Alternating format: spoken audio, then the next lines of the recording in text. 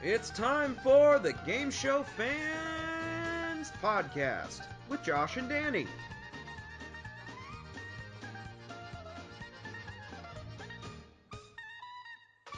Hello and welcome to episode 2 of the Game Show Fans Podcast. I am Josh McCloud, and I am here with my compatriot, Danny Lewis. And how are you doing, Danny? I'm doing pretty good. Today we are going to be talking about the Game Show Network originals that aired between 2002 and 2003. Yeah, good era for the network because that's probably, I think these are the shows that most people associate with the network. Most are the original shows, obviously. Yeah, I would think so. There had been originals before then, but none of them had ever really taken off. I don't know if you remember any of them. I remember Love Buffet with Burt Ludden and with Burt Ludden's Love Buffet, and Inquisition was the other one I remember. Yeah, we need to do a show about that soon. Inquisition? Yeah. Yeah. I didn't see that till I remember the press around it being really big, and I didn't see it till years later. But we can save that. What do you remember about this era of Game Show Network? You were like a zygote at this point, weren't you? Yeah, but it's funny because in December of 2002, my dad recorded about 6 hours of programming from this era in 2002 of Game Show Network, and it really didn't have much originals on it, but there were definitely a lot of promos for them. There were promos for Russian Roulette and Friend or Foe and a lot of the shows we're going to get into today. Mm-hmm. See, the thing I remember most about that is, I think I said this before, I only had Game Show Network for 3 hours a day, so I didn't get to see a lot of these shows, but you'd see promos for them all the time. They promoted the heck out of a lot of these shows. Mm-hmm. Mm-hmm. So, we want to start out with Friend or Foe, hosted by Kennedy. Oh, yeah. Mm-hmm. Yeah, some people didn't like this show. I remember liking it at the time, but I was super young, and I remember thinking that it was unwinnable. Like, I didn't even, not counting I'm not even talking about the prisoner's dilemma aspect of it. I just remember it's like you have to get, during the final round, you have to get like 10 questions correctly. Oh, yeah. In order to get anything close to a large amount of money. That's true. But yeah. So I guess we should describe this show. Like, Friend or Foe is three teams of two. Yeah, and sometimes, these guys have no relation. They are strangers, and yeah. Mm-hmm. They, through sort of a prerequisite thing, get matched up with each other to become three teams of two. And then they have to work together to answer questions. And the money that they earn goes into a pot. For each team earns the amount of money that goes into their team pot. And then at the end of each round, one team is eliminated. But instead of just being eliminated with no money, the amount that's in their pot they sort of play for it in one final round called the... what's the name of the box again? The trust box. The trust box.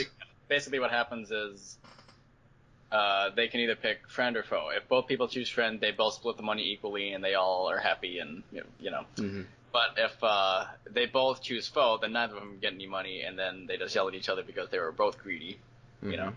And then if one chooses Friend and one chooses Foe, the Foe takes the whole money and Friend gets zero. And that happened most times out of anything on that show, if I remember correctly. I don't think there was ever a single episode where no one picked Foe. Oh, yeah, you're probably I'm right. sure there were episodes where everyone picked Foe, but I don't think there's a single episode where Foe was completely avoided. Mm-hmm. I remember my dad didn't like the show because of that aspect, where the Foe would take all the money if the other guy wanted to be Friend. Mm-hmm. And some people didn't take it too well when they were stealing the money from. Yeah. And I have seen the clip. There's the clip of, it's from one of the game show compilation videos. Where the guy just says the F word a bunch of times. Yeah. That clip is on my YouTube channel, by the way. Self-plug here. Ding. We'll put a link to it in the description. Oh, yeah. Yeah, I didn't hate I think, unfortunately, it's not an issue for me because I'm a horrible person. It's not an issue of I found it good or bad. I just found it boring because 9 times out of 10 they're all going to pick Foe, so I just didn't see the point in really keeping up with the show at that point. Mm-hmm. I don't know, but I get the piss. Now, when they did it later because this ended up becoming a thing they would do on Golden Balls and that. They in the UK. And what was it? Not called the White Elephant, but they were gonna take it all with Howie Mandel. Oh yeah, I remember that. I haven't seen it. And I don't know. I never saw it, but I saw Game Shark Garbage's induction of it, which is very good. I've only seen the clips of it, but again, it's sort of illustrates America's greed. Right. Oddly enough, Friend or Foe is probably the least offensive of the Prisoner's Dilemma shows. Mm-hmm. What'd you think about Kennedy as a host? Kennedy was good because she usually had a good repertoire with the contestants. Even though she wasn't really a game show host before this, she was more known as a video jockey on MTV back when they actually showed music in the 90s. And nowadays she's I don't know if you know this, but she's like a more conservative talk show host now. Nothing wrong with that, but she's on Fox Business if you want to see what she's up to these days. Yeah, I thought she was good as a host. I thought it fit her well. It doesn't really work at Todd Newton's hosting Friend or Foe. You really want to see her hosting. Or Mark Wahlberg. Yeah, we'll talk about that in a minute. So overall, Friend or Foe, an okay show at best. I think. I agree with that. Maybe a little bit better. You could probably give it a little higher rating than an okay. It's certainly better than the aforementioned Inquisition. We'll say that. I'll say that much. I agree with that. Friend or Foe is one of those rainy day game shows for me. If that makes sense. So, Russian Roulette. Oh, Russian Roulette. This is a show that everybody loves. I mean, a lot of people that are subscribed to me, they'll say, oh, I wish GSN would bring this show back. And do you remember, I don't know if you know about this, but in the spring of 2008, they brought back both Friend or Foe and Russian Roulette in reruns. I didn't know that they were rerunning them, but I'm not surprised. Yeah. I was 7 at the time, and I was really excited because all I had known about those two shows were just the little clips on that tape I had. So when it came back, I was like, "Oh, this is awesome!" And I finally got to it. I'd seen a lot of promos for Russian Roulette, and the big thing they were hyping, obviously, which we'll talk about, is the people dropping through the floor. That's the main point of the show. Well, and actually, yeah. But I did see I didn't see it rerun regular, but they did have one of their game show Saturday night things where they showed like 4 hours of it straight. So I did see that. Mm-hmm. That's the first time I ever saw it, and I can talk more about it. But the format of Russian Roulette is 4 contestants, 4 strangers, as the announcer says, are all standing on these elevated trapdoor platform type things. It's sort of like a barrel of a .38 special shotgun. Think about that, but don't actually look in directly. It's like actual Russian Roulette. No. Yeah. Don't actually look into the barrel of a .38 special shotgun, but it's like a .38 special. It's 6 chambers, and each contestant is standing on one of 4 of those chambers, and they get asked questions, and if they get it right, they get money added to their bank, and if they get it wrong, they lose all their money. It goes to their opponents, and they have to play Russian Roulette, which in this case means they have to pull a lever, right? And red lights, spin around a certain amount of red lights, 1 for each chamber. It starts with 1 red light, then they add 2, 3. After each question, they add a new red light to it. With the max of 5, they never have all chambers read out. And you pull the lever, and the lights spin around the thing, and if a red light stops on your platform, and then you drop through the floor. Yeah. And you're out of the game. Mm-hmm. Mm-hmm. And then the last survivor takes the money, and then goes on to a final round where they can win up to $100,000. Yeah, which was surprisingly big for Game Show Network at the time. Yeah, which they had a pretty good way of preventing a lot of winners, but we'll get to that in a minute. But how it worked was you had 60 seconds, and the host, Mark L. Wahlberg, would ask questions, and I believe originally you needed to get 5 questions correct. Well, let's see. In Season 1, it was like 5 brain teaser questions in 60 seconds. Yeah. But then in Season 2, because in Season 2 they changed it for some reason. In Season 2, it was just 10 straight multiple choice questions, each with 3 choices, and it was just more. It was more rapid fire than the first season's bonus round in comparison. Yeah, and you had 60 seconds, and every 10 seconds a platform would drop. And if you ran out of time, the platform you were then the final platform, the platform you were standing on, dropped out from underneath you. Right. Or if you answered a question wrong, the platform. Oh yeah, if one question wrong, then you fall through the hole, and that's the end of the show. Mm-hmm. And if you manage to answer all the questions correctly before you fell through the floor, you win $10,000. Mm-hmm. But then there's the caveat, which is you can the $1,000 one. Yep, you can gamble the $10,000 and play Russian roulette one last time. Now, for every light that is still on, that's how many danger spaces there are, if you will. Yeah. If you decide to go for it, you spin the wheel, or you pull down the lever, the lights spin around, and if the light doesn't end up landing on your platform, you win $100,000. If it does, you lose the $10,000 and you fall through the floor. With just the amount of money you won in the beginning of the game. Correct. And it was very rare that someone would win the $100,000. Yeah. There were only 3 people that won $100,000. And why I bring that up is because the very first episode I ever saw was someone won the $100,000. Do you remember who it was? It was a guy, but I don't remember the name of the Was it Al Winchell? Probably. He had his blue shirt. Yeah. I don't know. I remember thinking he was arrogant. I didn't want to see him win. I was kind of bummed that he won at the end. That's funny. We'll put a link to his episode if I... Yeah, it is on YouTube. Okay. What'd you think of Russian roulette? Oh, I enjoyed Russian roulette because as a little kid, I liked seeing people fall through the hole in the floor. Mm-hmm. And even though at that time I really didn't understand how the game worked, but it was an interesting concept looking back on it because it's trivia questions and in the beginning of the round, every question you get, you have to call on one of the other 3 players, and if they get it wrong, then you get to take their money. Mm-hmm. But if they get it right, they don't take your money, but they get money out of their pot, and they retain control, so they can then challenge you on another question. Mm-hmm. Or one of your opponents. Yeah. Okay. I also remember they did a special where they showed clips from another Saturday night special on Game Show Network where they showed clips from international versions of the show. That's right, I do remember that. I just remember the version, I think it was the Spanish version. Oh yeah, they had clips from the Spanish version. They had Korean version. India's version, I think, too. Mm-hmm. Yeah. People not knowing where Zealand is. I remember that. I knew that as a kid, and I felt super smart. Like, yeah. I know where that is. That's in Denmark. I wonder how Russian roulette is in Russia. I'm sure there is a version of it. Yeah, I wonder what they would call it. I wonder what they call actual Russian roulette in Russia. That's funny. Well, what would they call... I don't want to look it up. I'm curious what they call it. If you at home know what they call Russian roulette in Russia, please let us know. Yeah. I'm sure. And the guy who produced it, his name was Gunnar Wetterberg, I think his name is. He has a YouTube channel, and there are a lot of clips of there, and the international versions, and just little bits of the show in there. Pretty nostalgic. And they interviewed him during that as well. Mm-hmm. Yeah. I liked that. I remember really liking it at the time. I don't remember... We sit here and say that it was rare that somebody would win the 100,000. I don't remember many people winning the 10,000.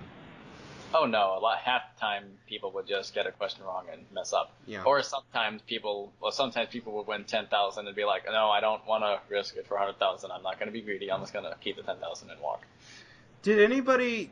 Because I know I've seen a lot of clips of people saying I'll quit with the 10,000, and then they think and like, oh, you wouldn't have won. You made the right choice. Do you know if there was anybody who ever won the 10,000, said no, I'm not going to do it, spun, and then because what happens is at the end, if you say no, I'm not going to go for it, they say, oh, let's see what would have happened, a la Deal or No Deal. Yeah, you pull the lever and then you get off the platform, so you don't have to worry about falling through. So, did anyone ever do that, and it turned out that they would have won the 100,000? That's happened at least once. I've seen it at least once. I might not have it, but I've seen it at least once. Okay, I'll take your word. Yeah. I never saw it, but then again, I never saw many. I didn't see many people winning the 100,000. So. Yeah, they also had a few celebrity episodes. Mm-hmm. And, I don't know if you watched Lost. I haven't watched Lost, but there's a clip of actor Jorge Garcia before he was famous as a contestant on Roulette. What was his occupation? What did he say his occupation was? It was like he said he I think worked behind the scenes at a news station. I'm not 100% sure that's right. For some reason I had it in my mind that he sold newspapers. I'm like, that doesn't sound right. But I remember they had an episode where they had Gary Coleman and Leif Garrett and Jerry Manthe from Survivor, and that's a good episode. Who was the other person? That was Kato Kaelin. Kato Kaelins. What a guy. The D-list trifecta, I think. Yeah, O.J. Simpson's favorite house guest. Yeah. That's what they call it, Yeah. I think. I don't know why he would have been the favorite. He testified against OJ. Oh, whatever. But not. No, he said America's favorite house guest. That makes much more sense. I liked it. But, it should have been on longer. And they also had a lot of memorable contestants. Yep. I have a few clips of them on YouTube if you want to see. So yeah, overall good show. And Mark L. Wahlberg, do you think he was a good host? Yes, I think there's a few hosts. We'll get to one later. I think he's one of the ones that should be listed among the greats of game show hosts, but just never really hosted anything, unfortunately, that lasted long enough, or the stuff that he did host that got national attention ended up being things you probably didn't want to be associated with, like Moment of Truth or Temptation Island. I remember Moment of Truth. Not a fun hour of television. Oh no. But again, he's a good host. Don't watch Moment of Truth. Watch something else. Yeah, watch him on Antiques Roadshow on PBS. Yeah. Or watch him as the host of Teen Win, Lose, or Draw. Oh yeah, I remember that. Or watch him as the original sidekick on Shop Silly Drop. I haven't seen that. I'll have to watch that. I'll see if I can find one for you. We can link it in the description. You want to move on to Press Your Luck? Whammy? Yeah, let's move on to Whammy. Whammy, the all-new Press Your Luck, which I did not see until, I think... No! I'm sorry, I did see it. I saw it one episode when I was a kid, and that was it. That's all you've seen of it since then? No, I've since watched more, but okay. when I was a kid, I watched one episode and never watched. Like, Friend or Foe, I would watch...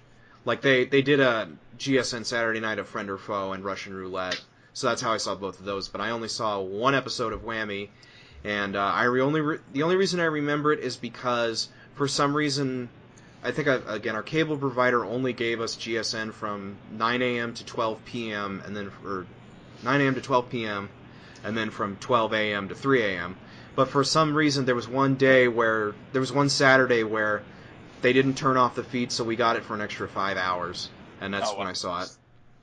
Lucky. Yep. The remake of the original Press Your Luck, starring Peter Tamarkin, and originally they wanted Peter to host. He did host a pilot. Yeah. It's on YouTube, on Wink Martindale's channel. Do we know why they didn't go with him, other than just age? I haven't heard anything besides that, but yeah. I wonder how Todd Newton got the gig, too. I'm curious. He's the one I would go with as saying he is the best modern game show host. And I think he deserves way more credit than he gets. I think he's the best. Oh, yeah. And he sure knew how to... He didn't try to be Peter Tamarkin. Yeah. But they did bring back Peter Tamarkin for that one Larson rematch episode. Mm-hmm. I'm surprised they did that. I'm not. I think it was one of those big things where they kind of wanted the moment more than anything. They wanted to promote their Big Bucks documentary, which we'll talk about in a future episode, I'm sure. Yeah. Oh, did the Big Buck... Which one came first? Didn't the documentary air before the Press Your Luck the episode with all three?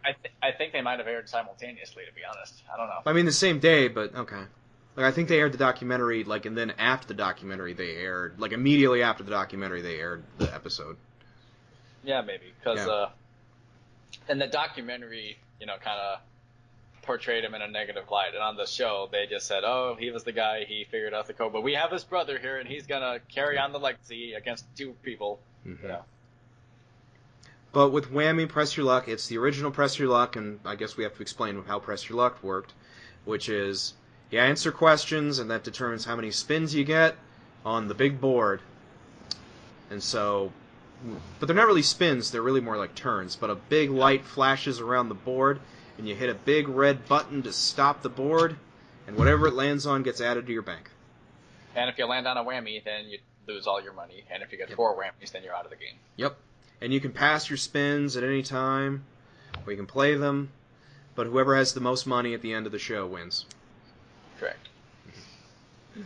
Unless unless it's one of those weird situations, which I don't know if this ever happened on the new show, but it happened a few times on the original, where 2 of the contestants whammy out, and then you have one contestant who has no dollars. and wins. Yeah, because they didn't whammy out. No, I do. That did happen on one episode of the Whammy. I know. Of Whammy? And they brought her back. Now here's what happened: 2 players got 4 whammies, and a lady with 3 whammies, one with $0. And on this show, they had a whammy costume guy come out in a whammy costume and just act stupid from time to time. Mm-hmm. And he came out and hugged the winning contestant who had $0. Yeah. And but she was brought back on a later show, because this one didn't have returning champions like the original did. It did not, no. So you won, but you didn't win. It's a very hollow victory, as they say. Yeah. But there were a few changes, like the double whammy, I remember, was a big thing. Yeah, the double whammy basically. Also, these whammies were much more advanced. I don't know, advanced, but like more modernized. We'll say more CGI animation than the '80s version, obviously. So you would see that clip, and whatever like props or things were used in that clip would like come pouring down on you from the ceiling. Yeah.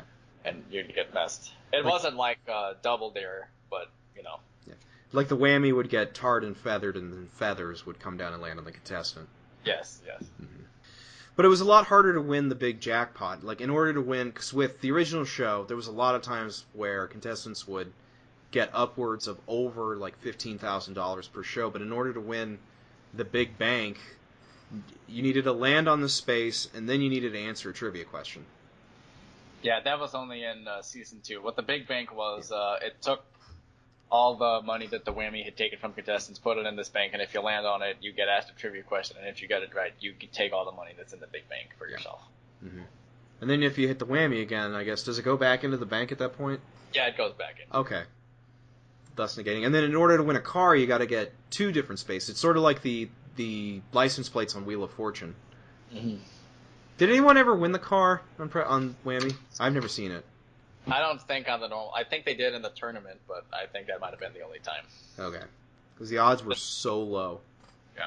The series finale was the Tournament of Champions, if I recall correctly. Okay. I remember, that's such an odd show to have a Tournament of Champions. I remember Street Smarts also had a Tournament of Champions. I'm like, really? Whammy also had a Tournament of Losers as well. Mm-hmm. I've never liked Tournament of Losers shows, because it just gives opportunities to, well, we'll save that for another day. So, but we get a new computerized board. So whereas the original board was like 18 CRT monitors that just flashed prizes, and a light that very slowly moved around the board, with the Whammy board, everything was being processed by one Pentium computer, and the light was just randomly flashing around, and all the prizes were flashing around. So there was no true way to memorize the pattern like on the original show. Yeah, the original version had, well, we all know it originally had 5 sequences, but someone had to memorize them and take $100,000. Mm-hmm. And then they added it was 32 sequences. 32. Yeah, 32. 32 with 5 emergency sequences, in case something like that happened. Yeah. And then Whammy was just a random. So. Mm-hmm. But they only had 1 round, because the first round was, if you remember, I think it was like this for both seasons, where you can go as long as you want, but every round they add more whammies to the board. Yeah, the first round basically was like, it was different from the original. The original show had a question round, spin round, then twice. Yeah, then a second round. Yeah, and then Whammy, in the first round, each player would get I think it was $1,000 at the beginning. Mm-hmm. And then they would go take turns one at a time. So player 1 would go, player 2 would go, player 3 would go. And then after one turn, they'd ask him, okay, do you want to press your luck or freeze? If you freeze, you get to just keep that money and take that in the next round. But you can't spin for the rest of the round. You have to wait until the other people. And if you hit 1 whammy in the first round, then that means you're out for the rest of the round. Yeah. And that whammy carries over. So, like you said, 4 whammies, you're done. That whammy carries over to round 2. Yeah. And they add more and more whammies to the board. Yeah, to make it tougher. Because they didn't want the first round to last too long. Mm-hmm. Sure. Well, I think they also want to ensure that, because it's also a way to keep the prize wins naturally low. True. Mm-hmm. I think Whammy, the all-new Press Your Luck, was good. I think it just sort of suffered under the fact that Game Show Network was really sort of moving away from originals at that point. Yeah. Because most of these shows were all canceled around the same time, because GSN, Game Show Network was going to become GSN and do reality shows and basketball, Extreme Dodgeball, I think it was. Yeah, stuff like that. The World Series of Blackjack Yeah. is what I remember. Which But I'm grateful that I didn't have Game Show Network at that time, because that would have really killed me inside. But Whammy did stay in reruns on GSN longer than any other of these shows, if any. I don't know why they picked Whammy of all shows. Maybe because it was like Pressure Luck and, It had a name value. It had a more marquee value over something like Friend or Foe, which was something that they had created themselves.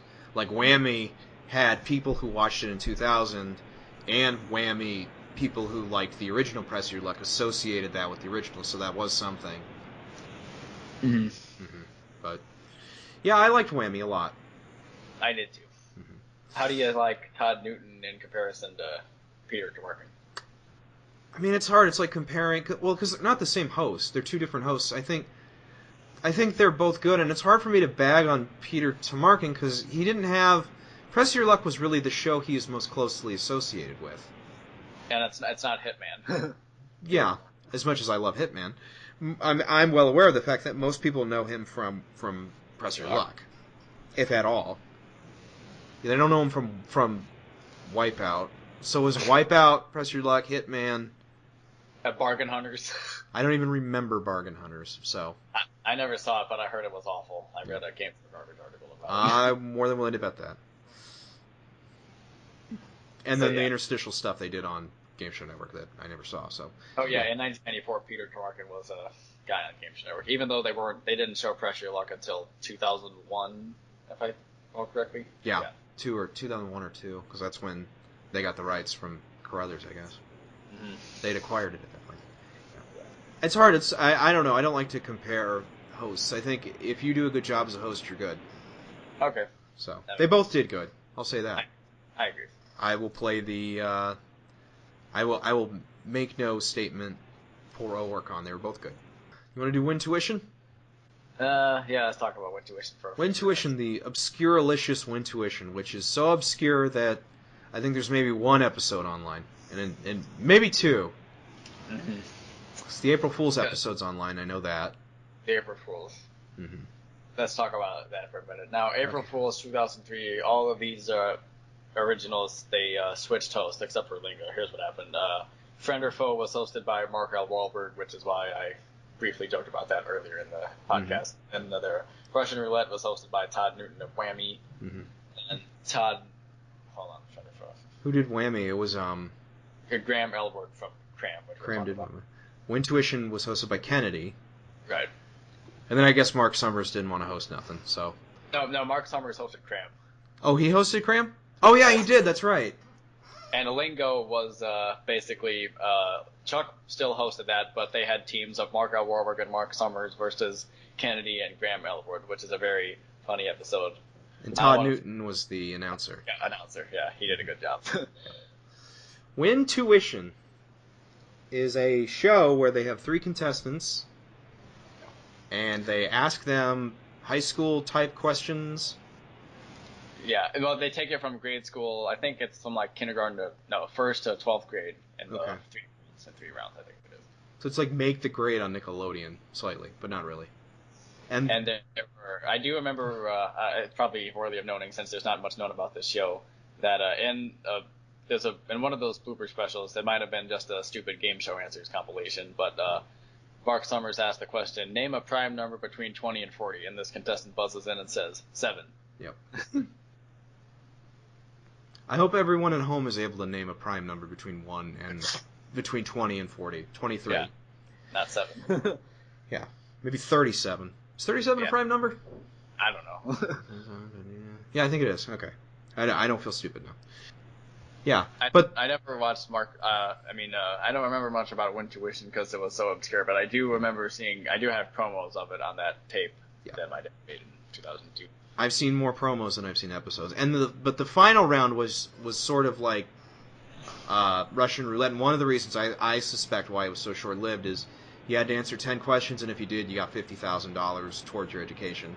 Right. And that's why. Go ahead. That was a good thing, the $50,000. Yeah, but that's I think why it was so short lived, because I think the prize budget probably couldn't handle too many $50,000 wins. Russian Roulette knew how to make it impossible. Not impossible. Not impossible, but highly unlikely.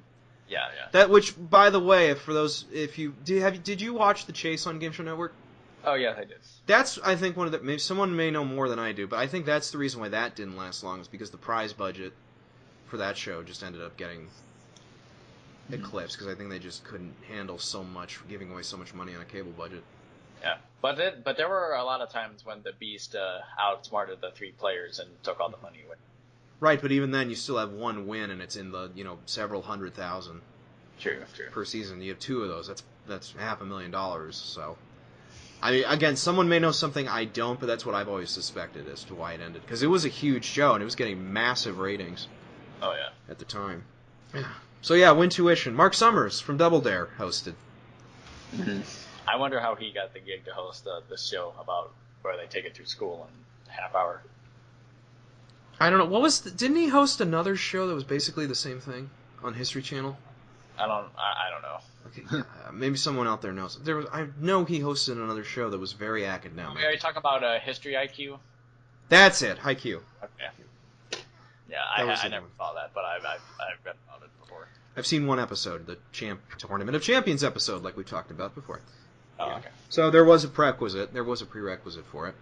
But most people, of course, my generation knows him from, well, I guess not my generation, but the generation before me knows him from Double Dare. I know him from Family Double Dare. Yeah, most people of my generation know him at all from Fruit Network and shows like that. Yep. Yeah. I loved him. Did you ever watch Trivia Unwrapped? I did not. That's a good one. That one should have been longer. I liked that one. Yeah. So we don't have much to say because there's not really much out there other than it's a fine show, it's a fine format, but it's just only last a few months. Yeah. You want to go to Cram? Yeah, let's go to Cram. Cram, I think. I remember hearing promos for Cram, but I never saw Cram at the time. So, Cram is 2 teams of 2 are locked in a display, like a store display. It's like a Hollywood storefront. A Hollywood storefront display. They can't sleep at all. They are not allowed to sleep. Okay, I wasn't sure if they weren't allowed to sleep, but or if they just were told. Okay, that makes more sense. So they're not allowed to sleep, and every question they'll be asked, they're given every answer to, but they've got to study it. So it's you're not in college yet, but it's basically a cram session. It's where they cram all night long. Yes. And then they're brought back into the games into the studio in a Saturn Ion, which I don't know why I remember that part, but anyway, they heavily promoted that Saturn Ion, didn't they? Oh yeah, they did. And then the first round they put them on hamster wheels and just have them talk about articles and stuff they've read before. Mm-hmm. And you're not allowed to repeat. You're not allowed to go or for every or or pause. You lose like 5-10 points or something. Yeah, and for repetitions, I believe also you lose points. And the object is to get 5 keywords said. For every keyword you say, you get $50 mm-hmm. or $100. Yeah.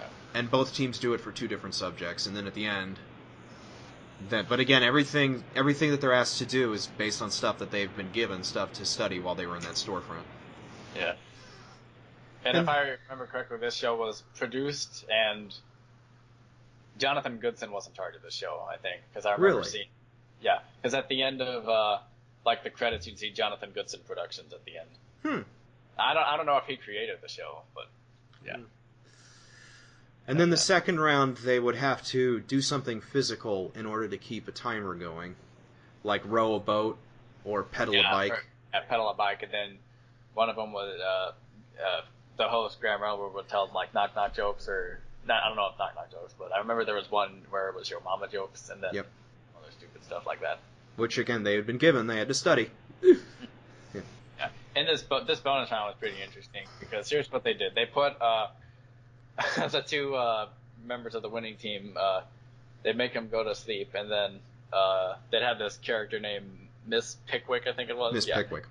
Yeah, they would. She would read mundane facts about stuff. I'm pretty sure they were told the night before. She just said them, and then some sleepy music would play in the background, lullaby music would play in the background, and she would say it, and then about 6 minutes later, Graham Elwood would whisper to the camera and say, "Okay, they're gonna be waking up in about 30 seconds, and I'm gonna make them tell it," and they would have to stand on a balance beam and answer the questions, and for every time they would step if they fell on the ground or one foot fell on the ground, Graham Eller would have to restart the question. Yeah. And, yeah, that was tough. And they were lying in bed, they were wearing blindfolds, and it's basically everything they could do to get them to fall asleep while reading incredibly boring facts to them. Yeah. And then all the questions were based on those facts that were read to them in that period of time. Mm-hmm. And if they got 5 right in a row, they won. But how it worked was, if you get the question right, you get a point, and then if you get another one right, you get another point, so you have 2 points, but then if you get the question wrong, you lose a point. So you have to accumulate 5 points. Yeah. Although, and I mean, it wasn't impossible to win $10,000, because there were more than one time when people did. Yeah. I've seen clips, so I don't remember them doing it. I remember there was a game you could play on GSN.com that was like Cram, where you had to... They gave you all the... Maybe this was something... No. Okay, I'm remembering something Pac Dude created. Never mind. For some reason, I had to remember... Because I know that they had an Inquisition game on Game Show Network's website. Oh, wow. And I think they may have even had a... maybe that was it. Okay, never mind. They had a Lingo Plus game, I remember. They did? Okay, I'll take your word. GSN Interactive. Rest in peace. Those are the days. Yeah, the leaderboard. Oh, all these shows had the leaderboard aspect to them. Oh, yeah, that's always nostalgic to look at. The leaderboard was something they would... Like, contestants would play along online at home, and your prize was... I guess you didn't really win an actual prize, other than they would interstitial the leaderboard in during the commercial break. And coming back, too. Yep. Well. So Cram, I think, was... I mean, it's an interesting format. I just think it kind of suffered. It would have worked better maybe on another network. Yeah. Maybe Comedy Central would be the network for this kind of show. Yeah. That's what I was thinking. Because it sort of fit with the Ben Stein's money, win Ben Stein's money type thing. Have you ever seen Distraction? Yes, I have. I have 2 episodes, I think. Both of the US one, not the UK one. Okay. It was really popular in the UK, and it briefly ran on Comedy Central for a while, both with the same host, Jimmy Carr. Yeah. He's hilarious. I just remember one, because the British one had... Because they showed clips of the British one on the Bananas special. Game show on Bananas. Yeah. Where they put rubber bands on your face, and whoever fit the most rubber bands on their face, like, got a free trip to the next round. So... Yeah. You want to talk... You want to go to your favorite? Oh, yeah. This is the show that, it's my profile picture on YouTube, and it's the show that sometimes gets me the most views, Lingo. Lingo. It's also the one that ran the longest out of all these shows. How long was... We're not going to talk about the billing Volver. How long was the Chuck Woolery version on for? 5 years. 5 years? How many... 5 seasons or 5? I think it was 6 seasons. Okay. Yeah. Lingo, which was a failed... short-lived 80s game show hosted by Ronald Reagan's son from his first marriage. Yep. And then eventually... I think it's an adopted son, but yeah. And then eventually hosted by the producer whose name was it Ralph Andrews? Yeah. Ralph Andrews hosted because I guess the paychecks fell through. And then again, that's the big thing about the original Lingo was that people didn't get the money. Yeah, I heard about that. But so, I guess somehow Game Show Network got it. Well, actually, no, because it started airing in the Netherlands. The format was sold in the Netherlands, and it was popular in the Netherlands in the 90s, too. And then Game Show Network got a hold of it, and they decided to make their version of it, which I believe, correct me if I'm wrong, but I think the first season was filmed on the Dutch set with... It was. Yeah, with Americans living abroad in the Netherlands, if I remember correctly. That's how they did it, yeah. And that season is very long. And then after that, they built a set in the U.S., and they gave Chuck a co-host. Right. Well, no, they gave Chuck a co-host in season 3, and then they went through 3 different sets. Sure. You know them better than I do. I just know 3 co-hosts. Okay. But how it worked was Lingo. You know what? I'm going to let the fan explain it. Danny, you explain how Lingo works. I'm just going to sit here in fascination while you explain it. Oh, okay. Lingo, let's see. You get a 5-letter word. You get the first letter of that word. Then each player takes turns guessing what it could be. They have to say the word, then they spell it out. And sometimes it's actually it's not what you say, it's what you spell, which we'll get to later. So if you spell it, then you'll see either an orange, yellow, or blank light come up. If it's whatever orange lights pop up are in the word, and then you'll see them in the next choice. And if it has a yellow on it, that means it's in the word, but it's in the wrong place. And so yeah, that's how it works. Yeah, and the object trying to spell out 5-letter words. Sort of like a word version of Mastermind, if you've ever played that game. Yeah. And surprisingly well, it was on for 5 years, and then it was 2 teams of 2 competing against each other, and usually they knew each other. Oh yeah. And some of those contestants met each other in unusual ways, because I have an episode from the first season. It was when it was 2 girls. One of them saw the other one sitting down on a stoop, and she was listening to an Earth, Wind, and Fire CD. So she put her headphones on her partner's ears, and she just got up and started dancing, and that's how they met. What a weird story. Unusual ways of meeting people. I feel like, yeah. Ended up too. So yeah.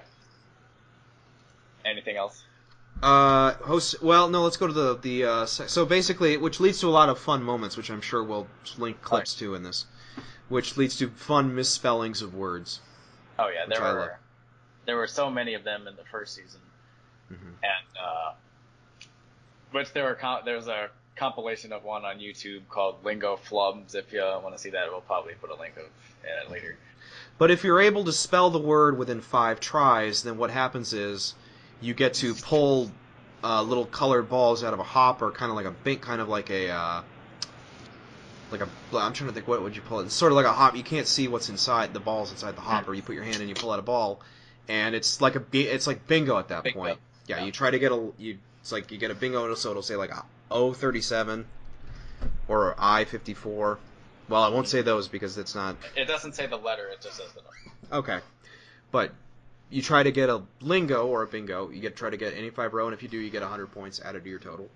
And team with the most amount of points wins the game. At the end of 2 rounds with the most points, because they go to one lingo. And a tiebreaker only happened a total of 3 times. Yep. And the tiebreaker was a 7-letter word that they like.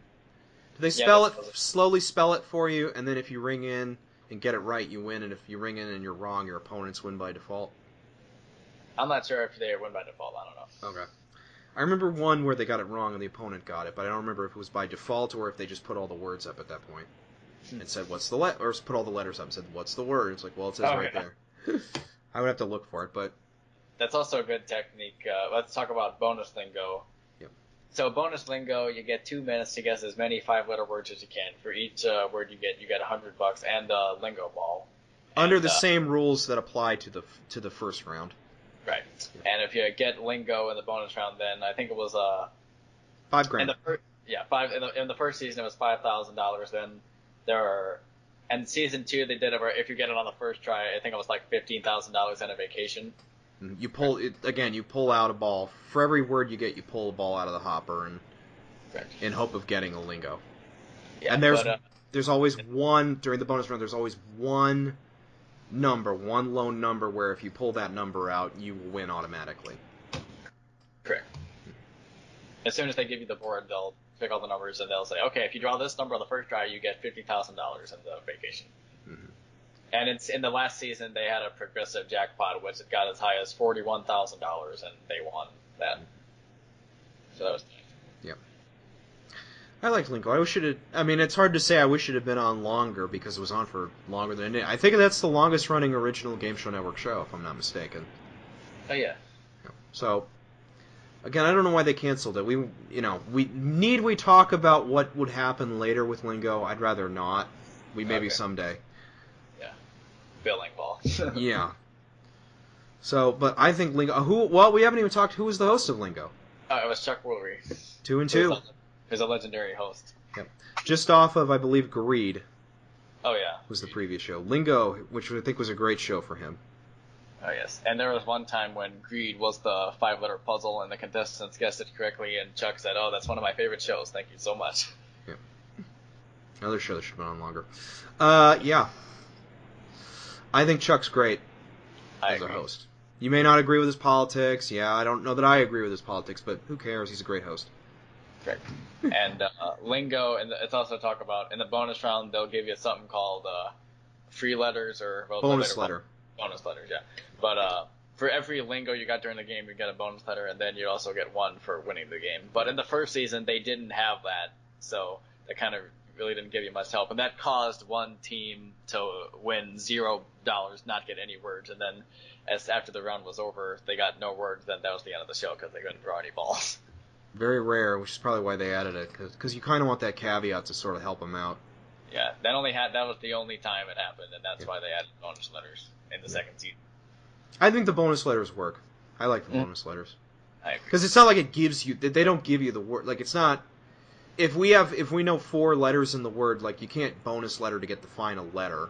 Well, some people have used that technique. Oh, you can? They let you do that in the bonus round. Oh, okay. I didn't know you could do that in the bonus round.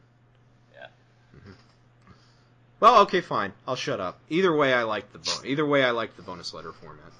Me too. Because the original format back in the 80s was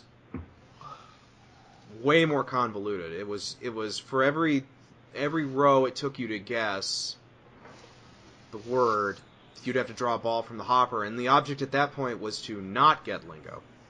Oh yeah, so. That's weird. I never saw the 80s version. It's very, if you're used to the new one, it's very confusing compared to the original.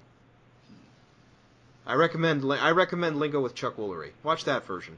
Don't watch the original or the subsequent one. I think so. I liked Lingo. I'm gonna shut up and let the Lingo fan go on about Lingo for the next 5 minutes. Yeah. Oh yeah, okay. Yeah, Lingo, good show. It gets me a lot of views. In fact, that was the first video I uploaded to my channel about 3 years ago.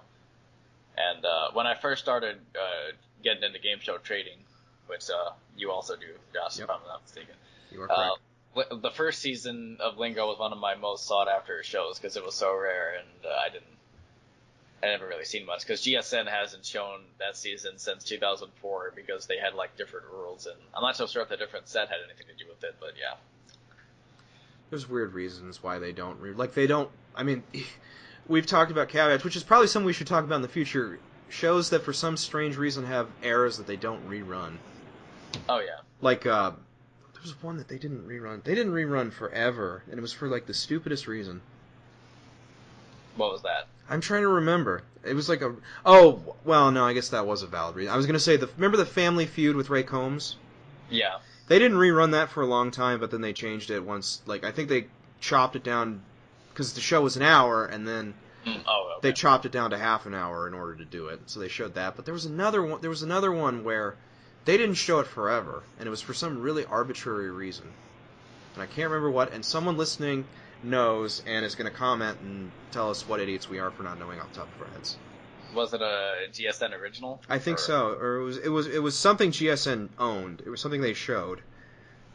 I know that they didn't show the first season of Catch 21 for a long time. I don't think they have since 2008 or 9. Yeah. But they showed the subsequent ones? Yeah, they did. Season 2 on.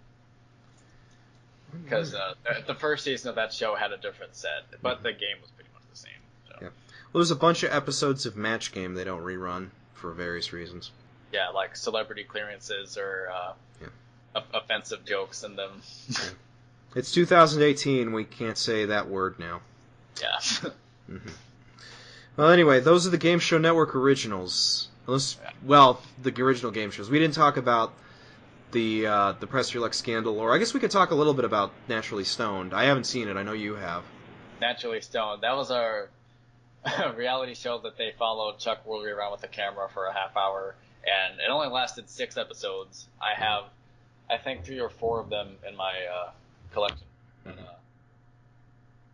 But they did one segment where I think Wink Martindale has this posted on his channel, but they did a behind-the-scenes thing of Lingo. This guy guessed a word, weld, W-E-A-L-D, and it showed like a 5-minute argument between the producers and the guys on the headsets and Chuck saying, oh, is this a word or is it not? Or let's look in the dictionary, is it? And then there was a whole fight about it, and they threw out the puzzle after the whole argument was done.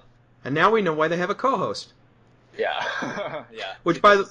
Yeah. Second season. For those for those who don't know, Naturally Stoned was Chuck Woolery's big hit single in the 60s. Yeah, it was a song he did. And this show also kind of divorced him and his wife at that time. Yeah. I don't even remember who his wife was at that point. It was someone named Terry Nelson. Okay. Is he remarried? I don't keep up with Chuck Woolery's personal life, so. According to Wikipedia, he is. So. Okay, I assumed so. Yeah. Okay. Yeah, it's hard to remember that there was a time where Chuck Woolery was much more noted as a singer than as a presenter, but that changed, so. Yeah, that's because Merv Griffin wanted him to... No, wait, no, that's Pat Sajak. Never mind. Merv Griffin, Pat Sajak. Yeah, Merv Griffin, and then Reg Grundy, and then whoever the hell made Love Connection. I don't know who made that.